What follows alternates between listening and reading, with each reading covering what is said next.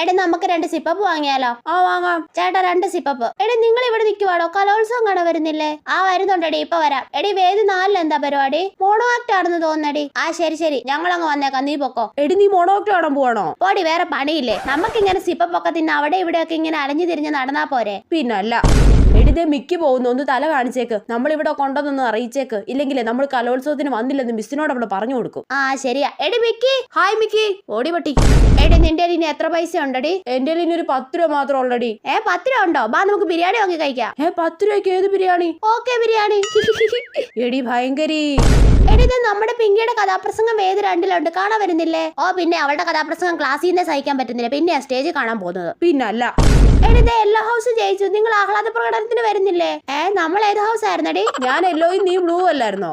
അതെന്തായാലും നമുക്കെന്താ, നമ്മൾ കറങ്ങി നടക്കാനല്ലേ കലോത്സവത്തിന് വന്നേ? പിന്നല്ല.